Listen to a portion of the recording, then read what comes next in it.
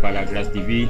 Soyez les bienvenus à Cité des témoins de Christ, une cité de femmes et des hommes qui reflètent la vie de Jésus-Christ par leur façon de vivre, qui reflètent la vie de Jésus-Christ en art. Soyez les bienvenus.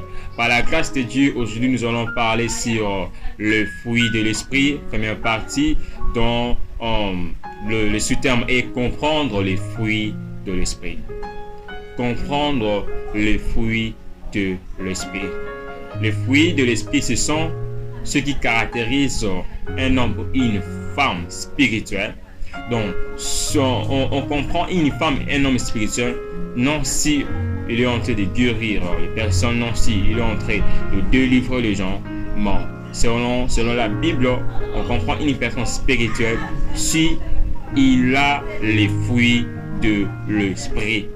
Alors, les fruits de l'esprit, ce sont ceux qui caractérisent un homme ou une femme spirituelle. Dans Galates chapitre 5, le verset 16, la Bible nous dit: marchez selon l'esprit et vous n'accomplirez pas les désirs de la chair.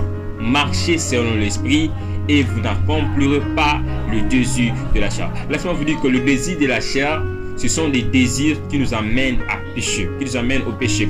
Donc, qui nous amènent au péché, qui nous amènent à des choses qui ne plaisent pas à Dieu.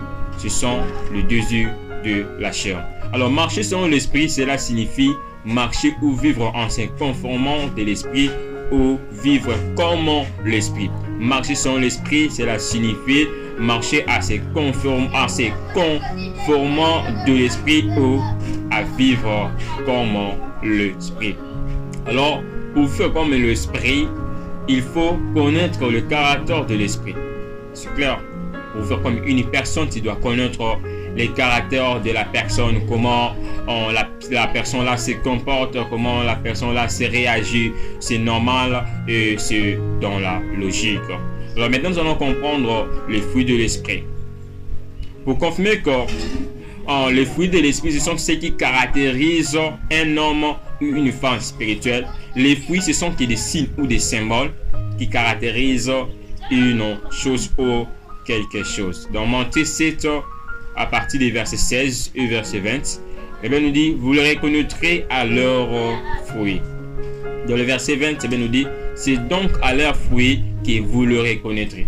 C'est donc à leurs fruits que vous les reconnaîtrez. Voilà. Les fruits, lorsqu'on parle des fruits dans la Bible, les fruits, ce sont ceux qui caractérisent la nature d'une personne ou d'une chose.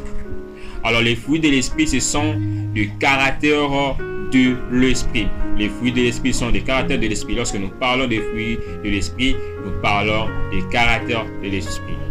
Les 9 fruits de l'esprit, ce sont les 9 caractères de l'esprit selon la Bible.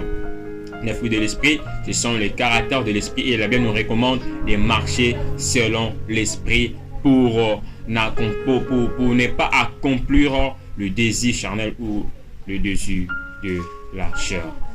Alors, parmi les 9 fruits de l'esprit trouvés dans Galates 5:22, nous allons lire ensemble Galates 5:22, et bien nous dit: mais les fruits de l'esprit, c'est l'amour, la joie, la paix, la patience, la bonté, la bénignité, la fidélité, la douceur et la tempérance.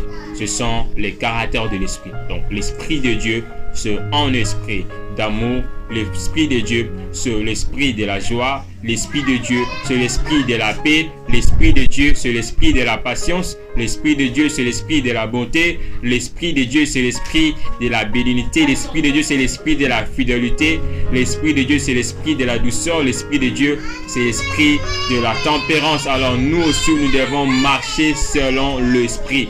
Nous devons avoir l'amour dans notre vie, la joie dans notre vie, la paix dans notre vie, la patience dans notre vie, la bonté dans notre vie, la bénignité dans notre vie, la fidélité dans notre vie, la douceur dans notre vie, la tempérance dans notre vie. C'était notre première partie, comprendre les fruits de l'esprit. Que Dieu bénisse.